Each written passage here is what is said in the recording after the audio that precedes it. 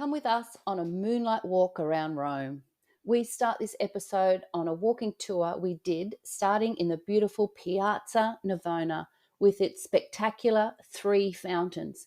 We tell you what the plaza used to be used for, but not for long, as the locals from centuries ago actually didn't think it was manly enough.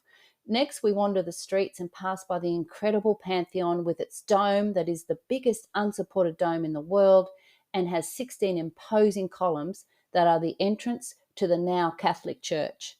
Of course, we could go to the Trevi Fountain, which by day is special, but at night, just wow. I throw some coins in the fountain and we tell you about the coin throwing myths and exactly how much money they collect from the fountain each day. And it's certainly an eye-watering amount of money, and we also tell you what they do with that money. Next, I tell you and Lyle, because he didn't know, that there is a social media craze that people are doing as an alternative to the coin tossing. Next on our night tour of Rome is Piazza Venezia, which is a huge chaotic roundabout surrounded by historical buildings. One of the major ones is an unpopular, enormous building that the locals don't like and have given it a couple of nicknames. Mussolini's typewriter is one, and the other is the wedding cake. You'll have to click on the link in this episode description in the player you're listening on now to see the pictures in the show notes and see which one you think is the right name.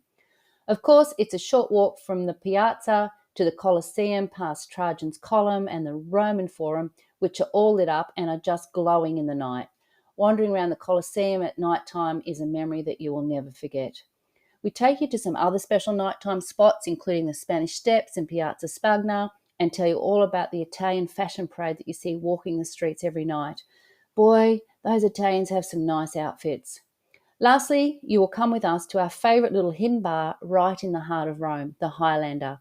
It has so much atmosphere, something happening every night, and you can watch any sport that is on live TV, and they have some of the friendliest bar staff you will ever meet.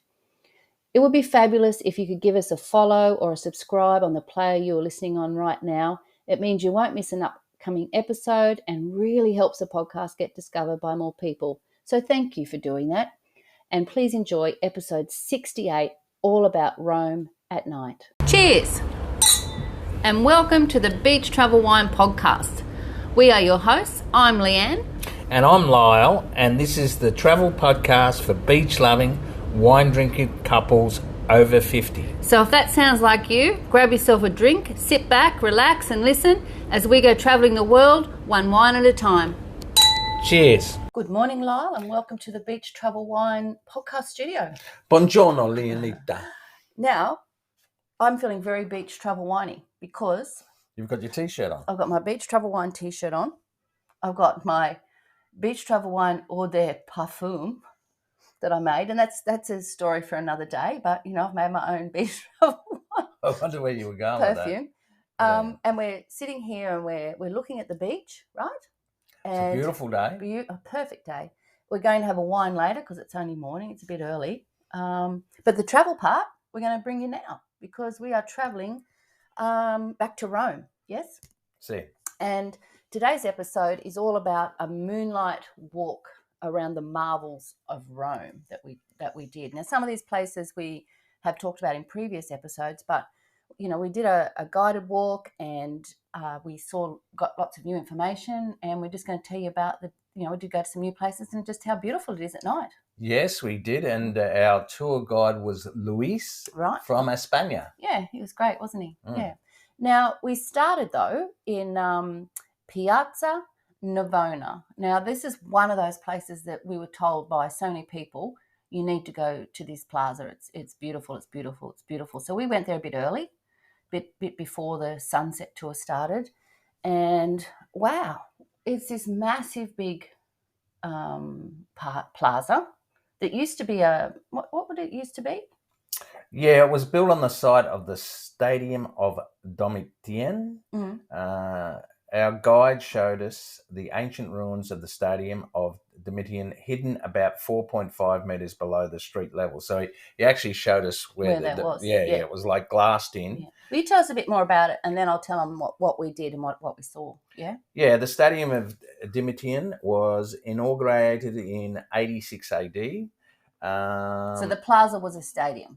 Right, they built on top of this stadium. So the intentions were to raise awareness and involve the Romans in practicing more athletic sports. Like little athletics. Yeah, par excellence. They didn't like it though, did they? Well, and I think mainly because of the fact that Domitian was a bit of he favoured the non-violent sports. Oh yeah, they prefer to be gladiators. Yeah, they wanted to watch gladiators. So the locals actually thought it was quite unmanly.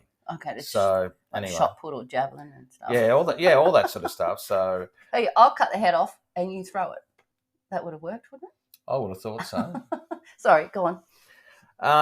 So Piazza Navona was transferred into the highly significant example of Baroque Roman architecture and art during the pontification the Pope of Innocence X, who reigned from 1644 until 1655, and whose family palace, the Palazzo Pantheon, faced the piazza. So a little bit of graft and corruption there, I would have thought. So what they did was they built the plaza and right opposite the family. Yeah, church. Yeah. No, the family. Palace. Palace.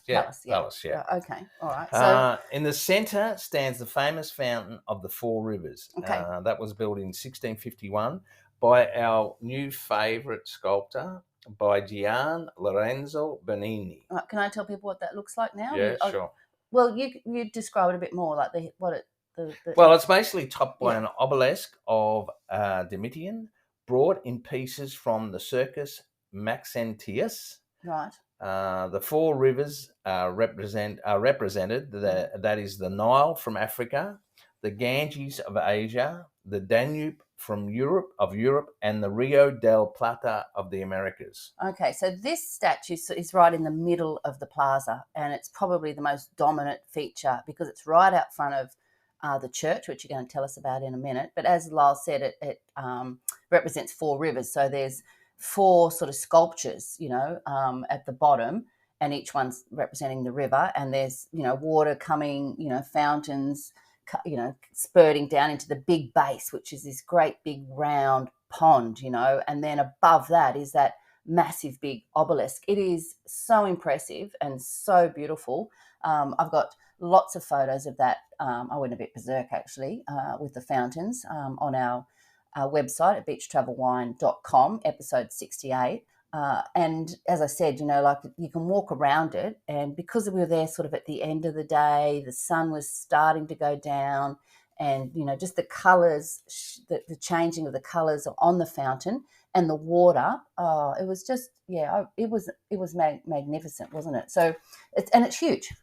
Yeah, look, it is. And I've said, you think the Trevi Fountain is impressive, which it is. You got to see this one. Yeah, it's a close second. Yeah. Second. Sure. Now, opposite, that particular fountain is the Church of St. Agnes by Francesco Baromini. Mm-hmm. Now, St. Agnes was a martyr, and the story goes. Yeah, she was an early Christian and was martyred in the ancient stadium of Domitian, only 12 years old.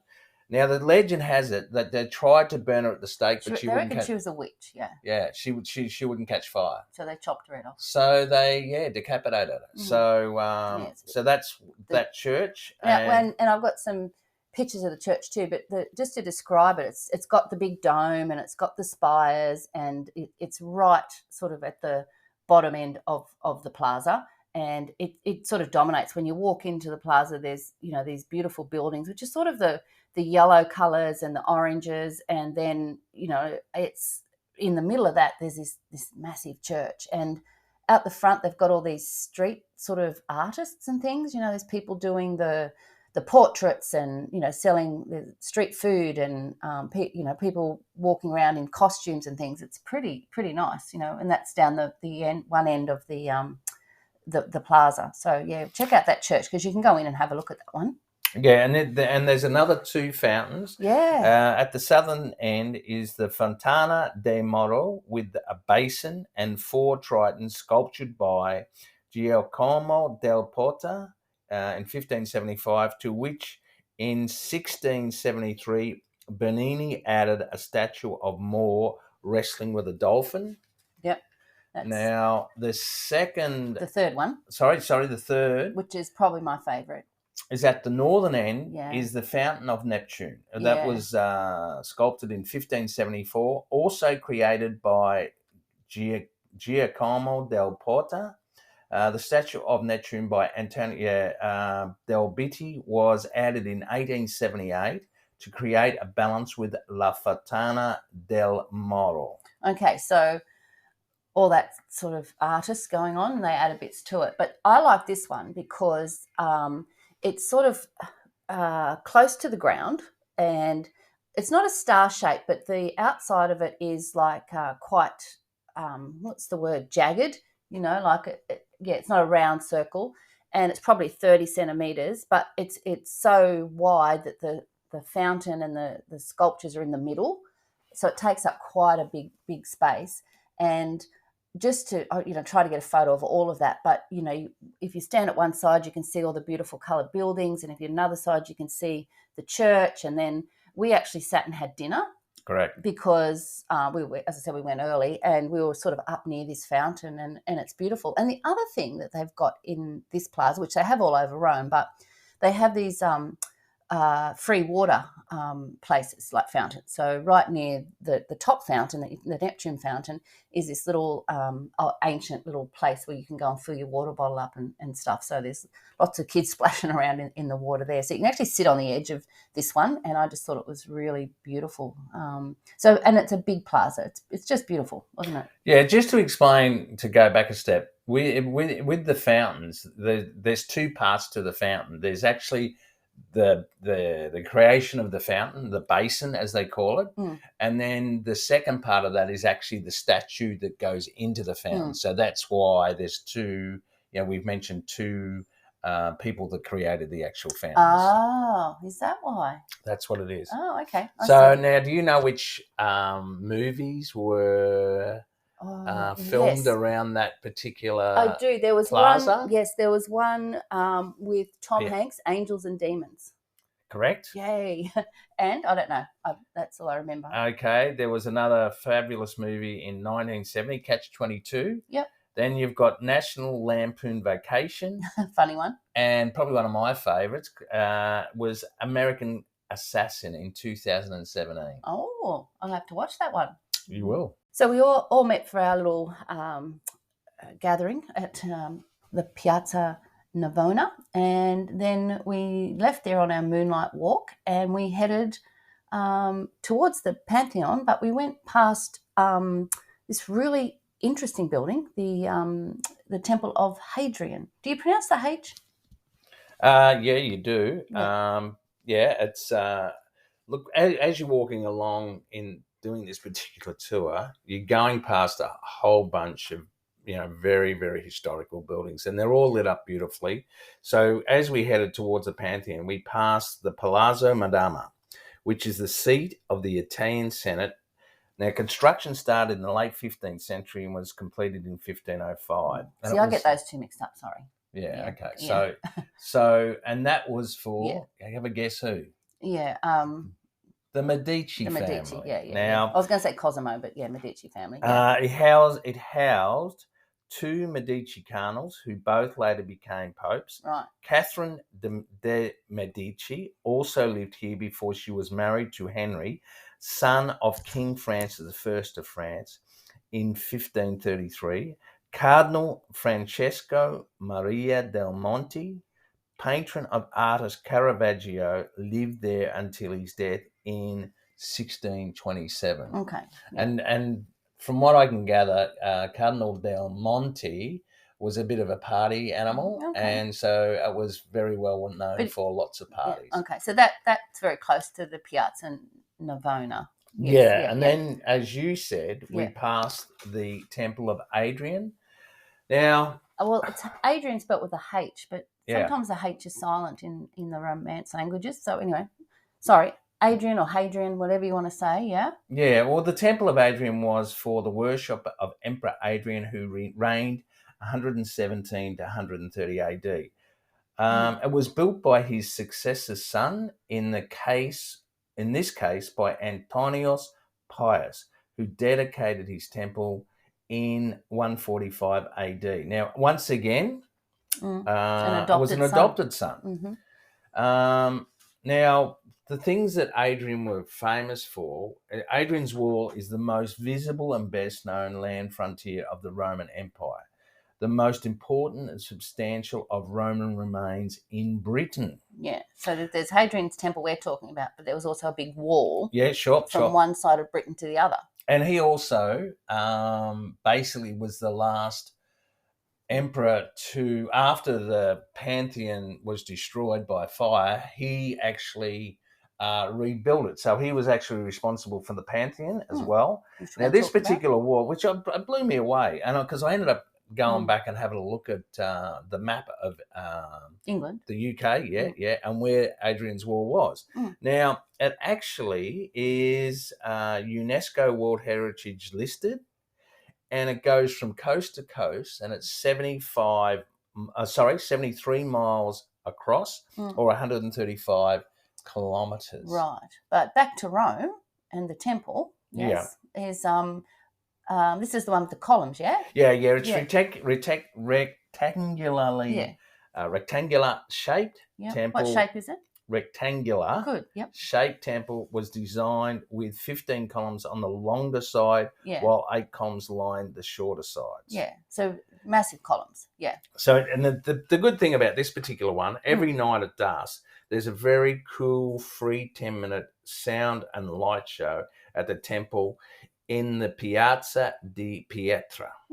Now, the show introduces you to the emperor and his various projects, which include the wall, the villa in Tivoli, and the Pantheon. Cool. Okay. Well then we're right at the Pantheon. Yeah, that's that's a segue. Now, we went to the Pantheon Plaza a couple of times just to have a coffee in the daytime, and I knew it would be expensive and all that stuff, but it's a pretty nice. You've got the Pantheon, then you've got like a small piazza with a statue in the middle, but it's a nice spot to sit and people watch and just look across at the Pantheon. It's massive, right? What do you talk about having the coffee? Remember there was one of the cafes that was the first time we actually got, they tried to charge us a 10% service charge. Yeah, like first tip. Yeah. So, and he didn't like it wasn't on the bill, but basically they stand there with hands open like, what about the 10%? Yeah. So they're obviously used to American tourists that basically... Or people that pay it, Yeah.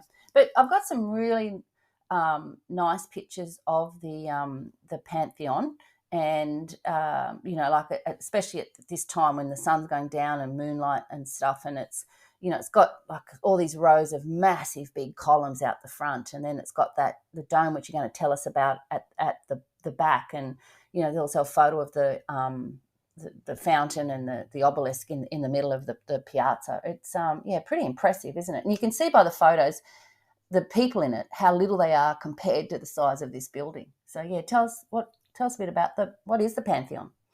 So it's a former Roman temple, originally commissioned by Marcus Agrippa during the reign of Augustus from 27 BC to 14 AD, who was actually Caesar's adopted son. Okay.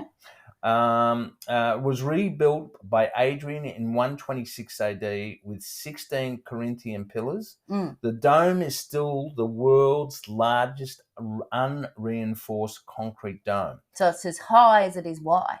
Yeah, the height of the diameter of the dome is the same at 43 meters or 142 feet. It's pretty big, right? It's massive. Okay, now, with the fall of the Roman Empire, as with everything else, in 609 AD, it became the Basilica Santa Maria Martes, which basically the Catholic Church took it over.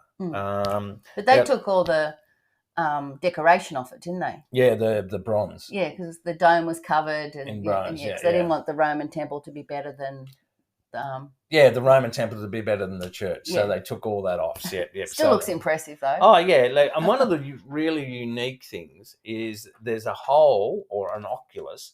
It's 7.8 meters in diameter. It's and it's the source of light. It's the only source of light, so there's no electricity. No. And the deal is that it was the connection between the temple and the gods above. Yeah. And I've got a photo of that from right underneath the hole, and you can see the dome and the light sort of shining in through that, and that's on our website with episode 68. Yeah, so obviously, occasionally It rains. it rains, and that will go through the oculus and lands on the floor. But the way they built it, they slanted the floor so the rain would just dissipate. So now the Pantheon, the really big deal about the Pantheon is that it is the best preserved ancient Roman building in Rome. Wow. It is, and mainly because of the fact that it's continuously in use. Yeah. So now it used to be free to get in up until I think it was the 5th of July, and I think we were there on the 4th of July. But it's now, like, for people over 18, I think it's €5, isn't it, to get in? Yeah. It's a minimal cost, but I'm not sure why they did it. But it's actually controlled by not so much the church. I think it's more controlled by the state. But it's certainly worth. You don't have to go in. You can, as I said, you can walk around the plaza there, or you can sit and have a meal or a coffee or a glass of wine or a spritz and sit right there, very close to it, and enjoy the massive building, right? Yeah, it's been like a Christian church for over 1,400 years. So, and they have weekly masses on the Sunday. Yeah, okay. But then it was time to move on, wasn't it? It was. So before we take you to the Trevi Fountain at night, which was pretty magical, I just want to read this pretty cool review that we got. It says, I absolutely love listening to Leanne and Lyle talk about their adventures each week. They're a fun Aussie couple who always make me laugh, while also sharing plenty of practical tips and interesting info about places to visit around the world. If you're planning a trip, I highly recommend listening to any relevant episodes on your destination. You'll not only find out insider travel tips, but also where is the best spot to enjoy a nice glass of wine. So that was pretty nice, wasn't it? That was perfecto. I probably Grazie. Yeah, well done. Here's your $20 for that, Lyle. But that's us in a nutshell. Sure. We give you the tips and where you can have a glass of wine. Yeah, I love that. So, let's get back to the Trevi Fountain. Now, we had, as in one of our previous episodes, we talked about the Trevi Fountain, but you're going to give us a little bit of info on it before we tell you the big thing about the coins. Look, the Trevi Fountain during the day is magnificent. Sure. The Trevi Fountain at night is almost unimaginably beautiful. It is absolutely spectacular. It is, and you see these horror photos of crowds and how bad it is. I think the problem is it's the plaza area around it is small. Yeah, it's not big. No, not at all. And so you have all those people in a small area. And even at night, it was quite busy. Well, the other side of it too, it's connected to that building, that palace. So you can't go around one side. You can't go around one side. So, but look, it's magnificent. And we got down to throw some coins in, but you tell people a bit about it. Yeah, for those that haven't listened to the last podcast, the immense fountain surely not stands 85 feet or 26 meters high and is approximately 160 feet or 49 meters wide. Yeah, so it's massive. At its centre is Pietro Bracca's statue of Oceanus, who stands atop a chariot pulled by seahorses, as in accompanied by tritons. Yeah, I love these are fish-tailed sea gods, torsos of a man and tails of a fish. The Palazzo Poli, which is the building we were just talking about, is the palace that was altered in the 18th century to form the backdrop to the Trevi Fountain. So you think it's sort of part of the fountain, but it's a building and it's got sort of, columns and windows and statues in sort of reset places. And, and then you've got as you were saying, the fountain with the seahorses and pulling it. And then they're sort of on jagged rocks. And then, the water's pouring into the fountain area. And the water's just so blue. Like it's incredible, which is obviously the white marble underneath. So, now, you want to know about the myth. Well, the myth, yeah. Well, I think people are a bit confused about the myth. I think people believe, and, myths are all over the place, you can make a wish when you throw it in, right? Look, it was all based on the movie Three Coins in a Fountain that was back in the 1950s. and that starred, I think it was Audrey Hepburn and Gregory Peck. Right. Okay, now you're looking at me as though, just get on with it, Lord. Just tell them what it is. Fair enough. All right. So you go down, and like what you do is you find yourself a little spot on the edge of the fountain. Yes. Correct. Which we did. And then you take your coins. Yes. Yeah, that's correct. And you take it in your right hand. Yep. And you throw it over your left shoulder. Perfecto. And into the water. Now, if you throw one coin. Correct. It means that you will return to Italy or Rome. Rome in the future. In the future. You throw number two. So you get another coin, throw it over, and that means that you will meet the love of your life. You will fall in love with an attractive Italian. Right. Yeah. Yeah. Yeah, well, you already had me, so you're pretty right. A little Irishman, but anyway. That's a bit untidy. But then, anyway, hang on. Yeah, go on. What's the third one? The third one is then you will marry them. Yes, you'll marry that person that you met. So, now, before you tell everybody how much they take out of this, all the coins, because everyone's doing it. Taking a bit of my thunder there, girl. But anyway, go on. That's my job.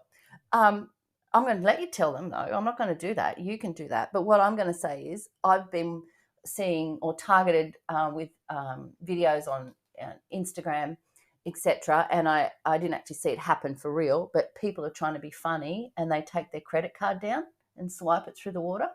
I haven't seen that. Yes. I know. The world's full of smart asses, isn't it? Right? Yeah. I'm surprised you didn't do it. Yeah, well, anyway, next time. So anyway, well, it's been done now, but and so it gets cleaned out. Okay, so the word Trevi refers to the small piazza it sits in, and the three roads that meet in that piazza. So obviously Trevi's three. The cleaning of the fountain takes place twice a week, and it includes the collection of the coins. Right. Now that those 2 days are Monday and Friday at 8 a.m. Right. Now the average Trevi Fountain takes is about €3,000 a day, about $3,300 a day. It's pretty substantial. Well, I've heard figures from €1.4 million up to €2 million. I guess it depends on the season, but per year. I was going to say not per day. No, per year. So that's a shitload of coins going in there, right? Yeah, and where's it go? To charity. Yeah. That's pretty cool. Yeah, I reckon. There's been sort of a few things happening. Somebody's put black water, ink in there and all that sorts of stuff. But most of the time it's a beautiful place to visit, isn't it? Yeah, it's pretty pristine, really. And I've got and the photos at night are really nice. And as we're moving on through our walk, I think everyone had a gelato here as well, because that's sort of a thing to do. And we're walking with our group. The sun's going down, the moon's coming up. The sky's getting darker. It's really beautiful. So we left the Trevi Fountain. Hang on, just before we leave, what about that? I think you've got to have patience at the Trevi Fountain, because remember there was that lady in front of you that was really giving you the shits. Hey, this is a family show. I think what I started to say earlier was it's always crowded, but 99% of people, they go down to the front. There's sort of three levels and so you want to go down to the first level, so you're right at the edge, and you can see the photos of us. We had a lot of fun. But you go down, you take your photo, and you move on. Yep. Whereas it wasn't just me. There was one lady who, she wasn't sort of close enough to someone that you could sit next to, because people were sitting next to each other and taking, just trying to share. But she had her stuff, and she was there, and I don't know how, she was there before we took our photo, and she was there after we took our photo, and she's pretending to pray, she's pretending to meditate, she's do all these poses just over and over and over. And eventually me and probably 10 other people just walked between her and her photographer, because, they're just like two people with their phone, because she'd had her time and it was not fair. So, yes, I was a bit impatient, but, we got our photos and we left. We did. Leanne's punching me in the leg. You're going to make me sound like a real goose. Thank you. No, not really. I thought you were right. Okay. And we got nice photos. So we did. Yes. So, but then, as I said, it was time to move on. Next up, we walked not that far from Trevi Fountain. Really, nothing's that far, is it? In the centre of Rome. No, we basically went back to Via del Corso. Yeah. And again, that's because of all the upmarket and high-end brand shops. They're all beautiful. Yeah. The shop fits and all that stuff. That's the main road that connects Piazza Popolo to Piazza Venezia, which Correct. is where we were heading, Piazza Venezia. Yeah. Yeah. And I've got a really nice photo of the Corso from Piazza Venezia all the way through. You can see it sort of, it's running right through the centre of Rome, and that's at beachtravelwine.com, episode 68. Yeah, look, it takes its name from Palazzo Venezia, built by the Venetian Cardinal Pietro Barbo, alongside the Church of St. Mark, the patron saint of Venice. Now, Pietro Barbo eventually became Pope Paul II. The Piazza Venezia is the home of the National Museum of Palazzo Venezia and the National Institute of Archaeology and History of Art. How did I go? You did Archaeology. No, archaeology. Archaeology. Oh my God, I've been practicing that. So archaeology. But I got it. Like yesterday, I had no chance. But anyway, so Piazza Venezia. Archaeology is the study of arches. Now you've just been a smart ass. Yeah, that's it. That's like you swiping your credit card through the Trevi Fountain. Righto, off you go. People are starting to realise what you're like. Mm-hmm. It's only taken 68 episodes. Yeah. Piazza Venezia was the location of public speeches given by the Italian dictator Mussolini to crowds of his supporters in the 1920s through to the 1940s. Palazzo Venezia was the headquarters of the fascist government of Mussolini. And I've got a photo of that sort of building that he gave the speeches from. It's a pretty rectangular, imposing building, right? Yeah, on one of the edges. It's pretty austere, really. Yeah. It's more like a fortress than a palace. Yeah. Now, Benito Mussolini was an Italian nationalist and founder of the Italian fascism.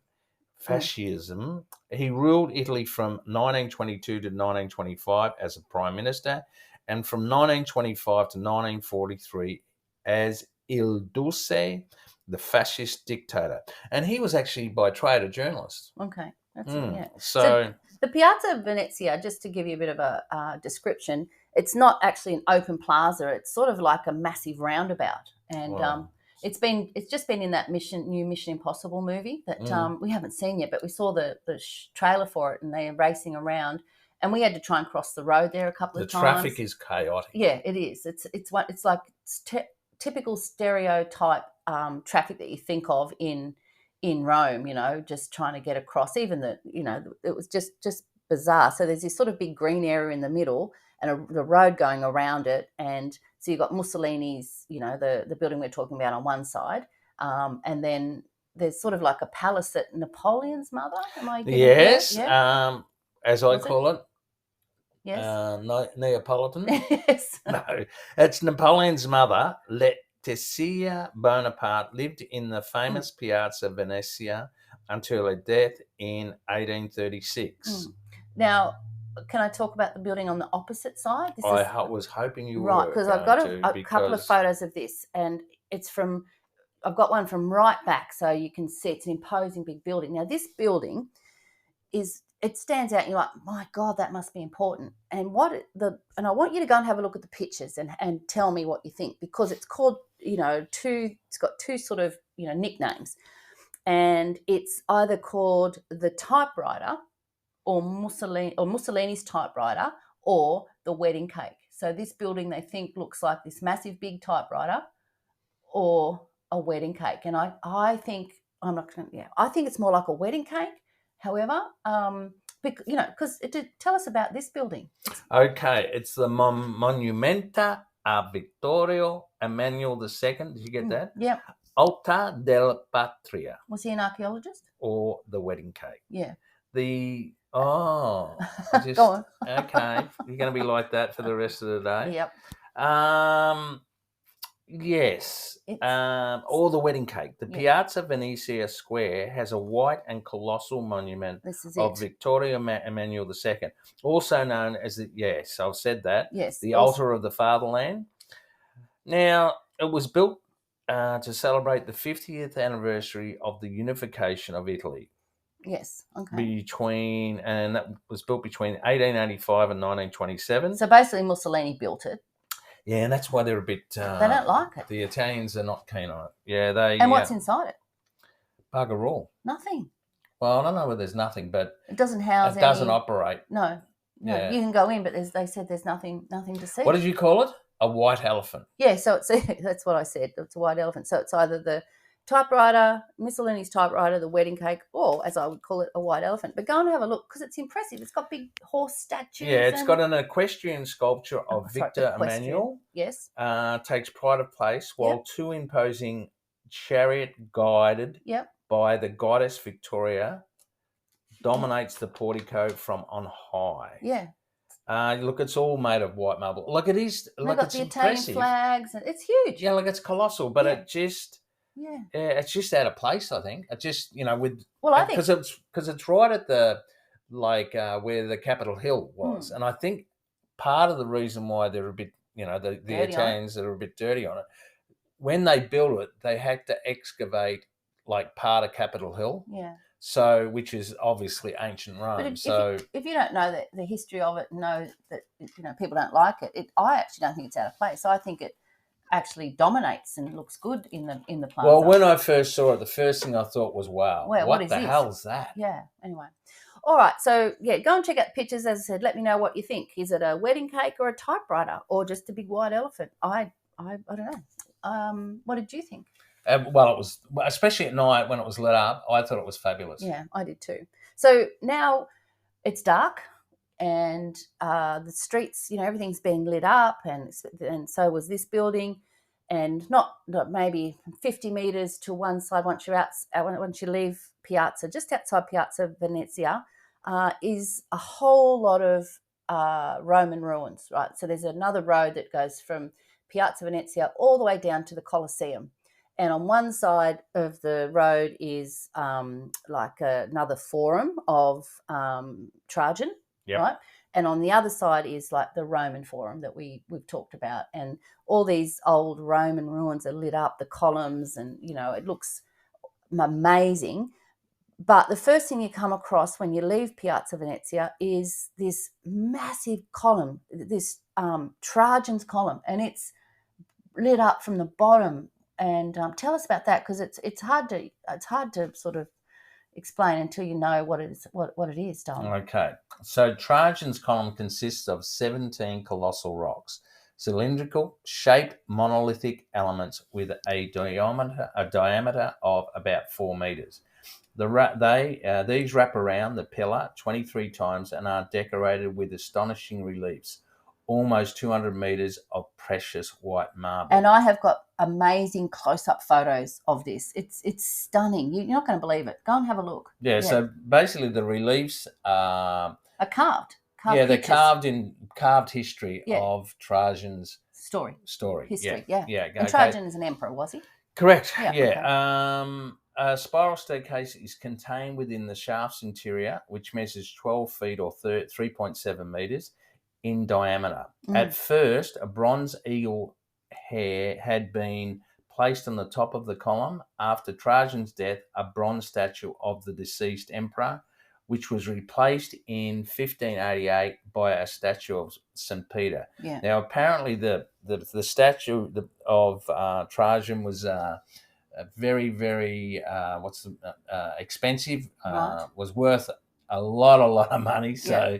I think the old Catholic Church came in again and thought, well, we'll just put a cheaper version of St. Peter on the top there. And you can go up the stairs, right? Yeah, inside the column, a spiral staircase of 185 steps gives access to a viewing platform at the top. The capital block of Trajan's column weighs 53 tonne, which had to be lifted to a height of 34 metres. I have this really good photo of the top of Trajan's column. And it shows the viewing platform and the top of the column and the statue. And how high is this thing again? Like meters high, and it's got this tiny little not a very big barrier around the viewing platform, is there? But No. anyway, I wouldn't go up there myself because it's too high, really. But it's pretty spectacular, and I've got some nice photos of it lit up at night. And so that was at the beginning of this road, and so then we headed down. What's that road called? It's called the Via del Fori Imperiale. Oh, good. Okay. So did you get that? Can you? Do you want me to do it again? No, I don't. Let's just keep walking. So we've left Piazza Venezia. We've seen Trajan's Column. We're walking past Trajan's Forum, which is basically, like all the Roman ruins of, the city that his sort of area that he had in Rome. And that's on one side. Yeah, so a lot of the emperors had their own forums. Forums, yeah. And on the other side is the Roman Forum with Palatine Hill and all that stuff. Yeah, right? basically Caesar's. But the thing that stands out is, right at the end, glowing almost in the dark with this golden light, is the Colosseum. And it's another one of those things that's impressive by day, but wow, at night.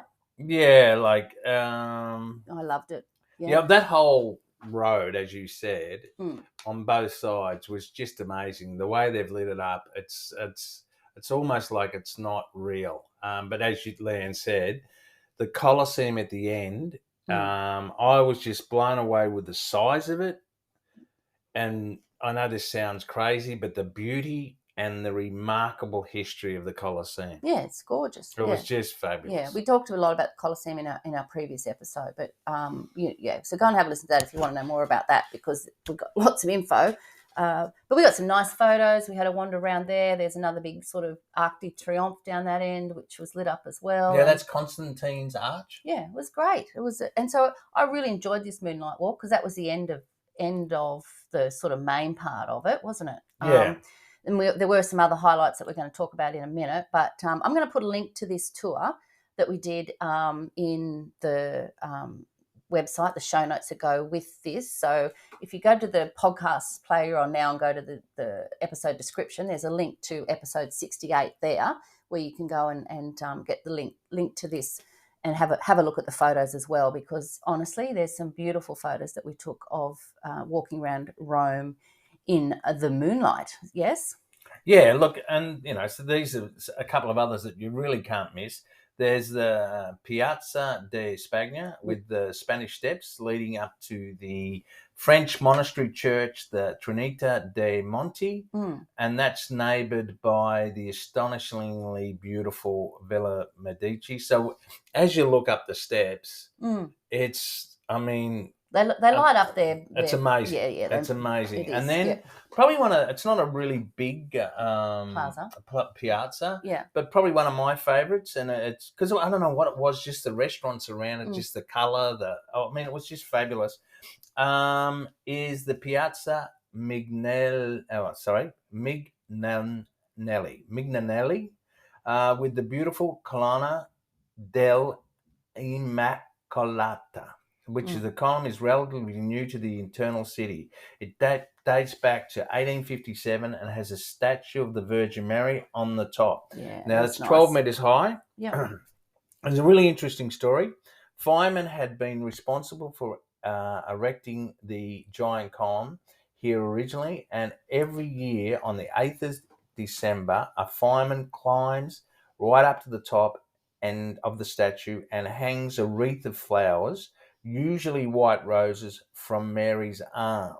The same day, the Pope also visits the statue to honour Mary and address the crowd.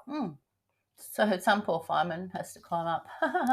Well, I'm sure that it'd be on honour for whoever gets chosen each year, but I'd love to be there to watch that. I think that'd be fabulous. Sure. Now, for me, what we've been told, and we didn't actually do, but I would love to have done it, was to view Rome at night from the Borghese Gardens. Yeah, the Pincio Terrace. Now that's another place we talked about in episode 67. We went up there because it's the highest spot in Rome. Correct. Yeah, and you can see all the domes, but imagine it lit up at night. The St. Peter's Dome, and but below that is the other plaza at the end of Via del Corso, which is Piazza Popolo. Correct. Yeah. So We did go there at night though. We did go and have a look at that. It was pretty nice for sure. Did we? Yeah.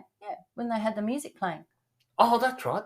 Yeah. Yeah. Well, yeah, and the Pincio Terrace is right on the edge of the Borghese Gardens, and it's basically adjacent to, as Leanne said, the St. Peter's Basilica. So it is fabulous. Yeah. So, yeah, and the other thing I loved about this walking around the streets of Rome at night, it's just full of life, isn't it? You know, there's restaurants and street performers and some of the best singers, you know, like people were just gathered and entranced by some of the people, you know, just singing acoustically on the side, you know, around the corner. There's little plazas and things around this main area, and lots of tourists out walking, but also locals. It's a bit like a fashion parade, isn't it? Yeah, they say that Via del Cursa. Yeah, they say that's where people go to be seen. Yeah, like so it's. Oh, look, it's exceptional, and it's everything's so close. Yeah, and it's safe, and you know we're not out late. You know, as I said, the sun's going down. Well, it was quite late when by the time it gets dark there, but I'd certainly. Yeah, it's a great time to explore Rome, and it's also not as hot as in the day, isn't it? Yeah, correct. One of our favourite things to do each night, though, in Rome, wasn't it? Yes. Was to visit our favourite little bar called the Highlander Bar. Yes. And this bar was about 30 metres from the front entrance of our apartment. Yep. And luckily, because I don't know that we would have found it any other way, because it's underground. It is underground, and all there is the doorway, and there's a sign across the top, Highlander. So, look, to be honest, you'd miss it so easily. So Highlander Bar. But there's a few things I loved about it was, and the way they sell it on their website and stuff is they say all imaginable sports live and on request. Sure. Yeah, and we didn't go there for that reason. We just thought it'd be a nice little spot to have a drink before we went out at night. But when you go down into the bar, the first thing you see is, you know, the wooden bar with, you know, it's not modern. It's like it's got real character to it. And there's probably 1, 2, 3, maybe 4 or 5 different little rooms, and they've all got a couple of TVs each and a couple of old, you know, lounges and chairs and tables to sit at. But it just had the best atmosphere, didn't it? And the best looking bartenders in town too, just, you know, quietly. If I tell you the truth, Lan said I'm not allowed to talk about Angelo. No, well... Come on, you tell me about Angelo. No, well, he was just a really good looking, right, but a really helpful, nice guy, and he took his time to draw us a map and tell us places we should go, and, you know, he was very, very helpful. And there was another barman there who was an American guy, and he knew more about cricket than most Australians. Yeah, he was pretty cool. Because we were watching the test, an English-Australian Ashes test, and we went down there every day to watch it. And then there was another time we went down and there was about, I don't know, a dozen Aussies in there. You know? Yeah, it was the last day of the test. Yeah, yes. And it was close. So, the atmosphere was fabulous. And then someone said, have you got the state of origin? So we're in the middle of Rome. Yeah, well, you better explain what the state of origin is. I was just about to, but thank you for that. Yes, the state of origin is a rugby league game in Australia, and there's 2 states that hate each other, New South Wales and Queensland, and they have 3 games each season, and, you know, the best of 3 wins, and New South Wales is by far has the most wins. So this year, I beg your pardon. He's not even listening. He hasn't got any notes for this, so he's tuned out. I got to tell you, that's bullshit, folks. Anyway, it doesn't matter. As I said, I'm from New South Wales, and he's not even from either, so I don't see that you get a say. But the fact is, you're in the middle of Rome, and this is something that only a couple of, 2 states of Australia know about, and, you know, people are there to watch it. And I couldn't believe it. It was going to be the last game of the 3, and this particular afternoon, another Aussie guy there said to the barman, the bar person, is the state of origin going to be on tomorrow? Yeah. And I'm thinking the bar person's going to have no idea what he's talking about. But I was incorrect. Yeah. The bar person turned around and he said, yep, definitely. He said it starts at 11 o'clock. He said, but be here by about 10. he said, because the place will be packed. Yeah. So, and I couldn't believe it. We would have gone, but we were leaving that morning. Yeah, so look, it was a great bar. They thoroughly looked after us. It's open 365 days a year. So they don't close for any days from 11 a.m. till 2 a.m. Because we heard one night, remember? Yahoo and some sort of game. And they do €9 cocktails, so that's pretty good, unless it's Tuesday and it's Ladies' Day. And you get €7 cocktails from 4 p.m. all night. How cool is that? Thank goodness I didn't know that. Yeah. But I think the action really gets happening later in the night, which wasn't really our style. But after 11 p.m., they've got like a theme every night. So they've got beer pong every night. They do karaoke. You know, they have. I think that was the night we heard them. Oh, was it? Yeah. So they have music as well. So it just is a great place to go and feel at home. It's really welcoming. Yeah, it is. I really loved it. So we were keen to go down there. They had nice cold beer. I think there was, out of the 7 nights we were in Rome, I think we maybe missed one. Yeah, I think. Did we? Yeah, it was, and we'd go there about 5 o'clock in the afternoon, have a couple of beers, watch the last bit of the test, and then we'd head out for dinner. Yeah, we would. And it was, so that's the Highlander Bar. And I'm going to put a link to that in the show notes to go with this episode. So remember, go to the podcast player you're listening on, or now we're on YouTube. Go there and you'll see the link to episode 68, and all the pictures and so I've got pictures of the Highlander Bar in there, and links to it, because it's got a great website and they have great social media as well. So it's worth going to check that out. So Lyle, we've come to the end. Rome. But next week, we're changing it up a bit. We're still in Italy, okay? And don't you give things away. He's a real, what do you call it? Like, what do they say? Spoiler alert. You do that a lot. You give it away. But I will just say we're doing something different, and we're going to be very intrepid. So how's that? Oh, you like that? Oh, I do like that. Hey? Well done, Leonita. Thank you. You've been thinking about that for hours? There we go. Yeah. Anyway, so if you have liked this episode, we've got any value out of any of our episodes, we'd really love it if you'd go to the podcast player or YouTube that you're listening on now and either subscribe or follow. That would be really appreciated. So until next week, it's goodbye from me. Arrivederci.